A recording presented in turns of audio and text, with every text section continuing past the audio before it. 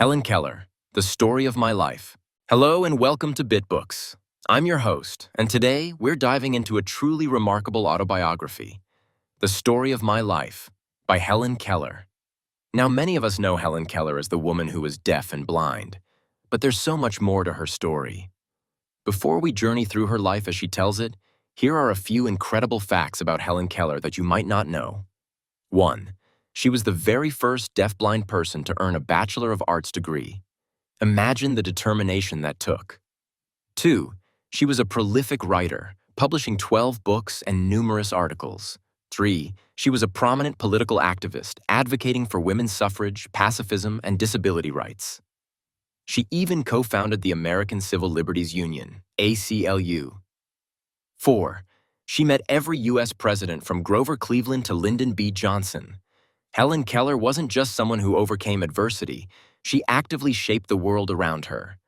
Her autobiography, The Story of My Life, written when she was just 22 and still a student at Radcliffe College, gives us an intimate look into her extraordinary journey from a world of silence and darkness to one of vibrant understanding and connection. So, let's get started. Part 1. Early Life and the Coming of Darkness. Helen Adams Keller was born on June 27, 1880, in Tuscumbia, Alabama.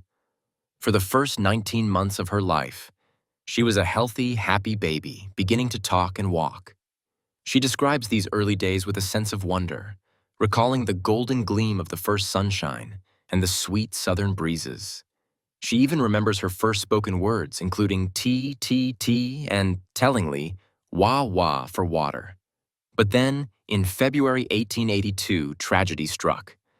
Helen contracted an illness, described by doctors as acute congestion of the stomach and brain. Today, it's speculated it might have been scarlet fever or meningitis. The fever was intense, and her family feared for her life. Miraculously, she survived, but the illness left its devastating mark. Helen was left completely blind and deaf.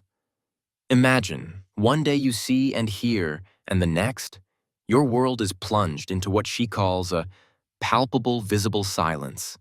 She was just a toddler, unable to comprehend what had happened. As she grew, her frustration mounted. She couldn't communicate her needs or understand the world around her. She describes herself as a phantom, living in a no world. Her parents, Kate Adams Keller and Colonel Arthur H. Keller, were heartbroken and desperate. Helen became an increasingly wild, unruly child, prone to violent tantrums. She had a few rudimentary signs she used with her family. A nod for yes, a shake of the head for no, pulling for come, pushing for go. But these were woefully inadequate for a bright, inquisitive mind trapped within. She remembers moments of intense isolation, yet also a deep connection with nature. She could feel the vibrations of a footstep, the warmth of the sun, the texture of a flower. These sensory experiences were her only link to the outside world. Part 2. The arrival of Anne Sullivan, teacher. The Keller family sought help from many doctors. Finally, a visit to Dr. Alexander Graham Bell, yes, the inventor of the telephone, who was also deeply involved in educating the deaf, proved pivotal. He advised them to contact the Perkins Institution for the Blind in Boston. The director of Perkins, Michael Anagnos, recommended a former student, Anne Mansfield Sullivan. Anne herself had a difficult childhood and was visually impaired, having regained some sight through multiple operations. She was only 20 years old when she arrived at the Keller homestead in Tuscumbia on March 3, 1887, a date Helen would forever call her soul's birthday. Anne's task was monumental. Helen was, by her own admission, a wild little creature. Anne began by giving Helen a doll and spelling D-O-L-L into her hand using the manual alphabet. Helen, intrigued, imitated the finger movements. She learned to spell other words like pin, hat, cup, and a few verbs like sit, stand, and walk. But here's the crucial part.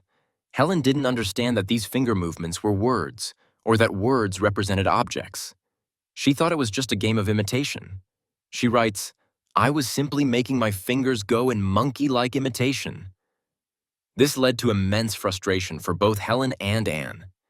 Anne was patient but firm, trying to break through Helen's resistance and confusion. The breakthrough, the moment that changed everything, is one of the most famous scenes in educational history. It happened about a month after Anne's arrival, on April 5, 1887. Anne had been trying to teach Helen the difference between mug and water. Helen, frustrated, had broken a new doll. Anne took Helen out to the well pump. As Anne pumped water onto one of Helen's hands, she spelled W-A-T-E-R into the other. Let's hear it in Helen's own words from The Story of My Life. Someone was drawing water and my teacher placed my hand under the spout.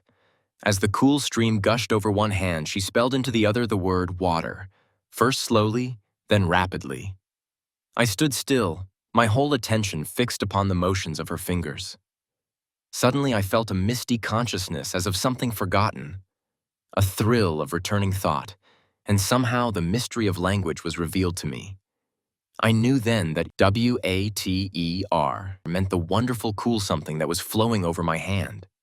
That living word awakened my soul, gave it light, hope, joy, set it free. Can you imagine that moment? The sudden electrifying connection. She writes that she left the well house eager to learn. Everything had a name. She touched the earth and demanded its name. She touched her teacher and asked for hers. By nightfall, she had learned 30 new words. This was the key that unlocked the world. Language. Anne Sullivan wasn't just a teacher. She was a miracle worker, a patient guide who brought Helen out of her isolated darkness. Part 3. A World Unfolds. Learning and Experiencing. From that day forward, Helen's progress was astonishing. Anne taught her about the world through touch, through fingerspelling, and through living experiences. She learned about nature by feeling the warmth of the sun, the texture of leaves, the vibrations of a bee. Anne would spell into her hand, describing everything. Helen quickly mastered the manual alphabet and then learned to read Braille. She devoured books. She writes, "It was my teacher's genius, her quick sympathy, her loving tact, which made the first years of my education so beautiful." One of the most poignant desires Helen developed was the wish to speak. She was deeply affected by the story of Ragnhild Kata, a deaf and blind Norwegian girl who had learned to speak.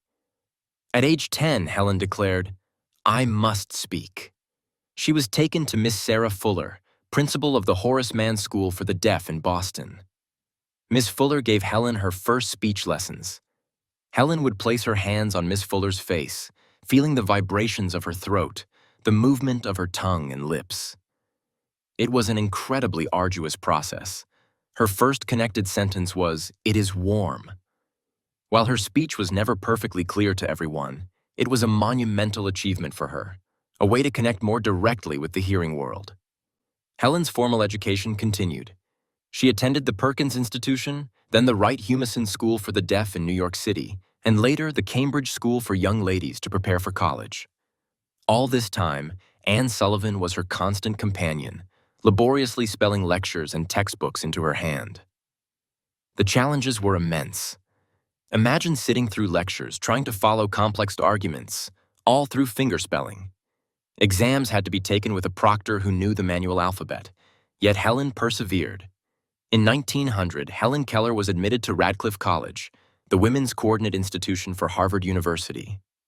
This was an almost unbelievable feat. Anne attended every class with her, spelling the lectures into her hand. Helen used a typewriter for her assignments. She studied English literature, German, French, Latin, Greek, history, and economics. It was during her time at Radcliffe that she began to write The Story of My Life, initially as a series of articles for the Ladies' Home Journal. The book, published in 1903, was an immediate success, translated into many languages, and has remained a classic ever since. Part 4. Insights from the Story of My Life. The story of my life is more than just a chronicle of events. It's a profound meditation on perception, language, and the human spirit. Helen offers fascinating insights into how she experienced the world. For example, she describes seeing through her hands. She could recognize people by the touch of their hands or the vibrations of their footsteps. She heard music by feeling the vibrations of the instruments or the floor. She writes about the joy of reading. Literature is my utopia. Here I am not disfranchised. No barrier of the senses shuts me out from the sweet, gracious discourse of my book friends. For Helen, books were a gateway to worlds she couldn't physically see or hear, but could vividly imagine and understand. The book also reveals her deep love for Anne Sullivan. She refers to Anne not just as teacher, but as a lifelong companion and friend, the one who set my spirit free. The bond between them was extraordinary, a testament to dedication and mutual love. Helen also grapples with abstract concepts. How do you explain color to someone who has never seen it? Anne would use analogies. Blue is like the sky, or she'd associate colors with temperatures or textures. Helen developed her own understanding, often poetic and deeply personal. For example, she describes the feeling of love as being like the warmth of the sun. She also discusses moments of doubt and sadness, but always with an overriding sense of optimism and gratitude. Her book isn't a tale of pity, it's a story of triumph, of an unquenchable thirst for knowledge and connection. Part 5.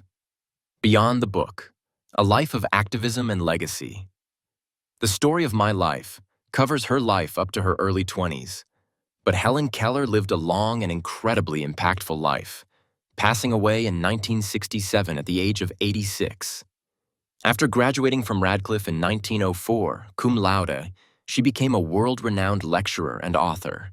She used her platform to advocate for the rights of people with disabilities, championing education and employment opportunities.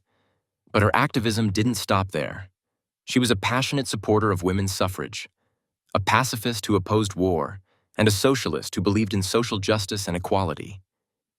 She traveled the world, inspiring millions with her courage and eloquence. Anne Sullivan remained with Helen until Anne's death in 1936. It was a devastating loss for Helen.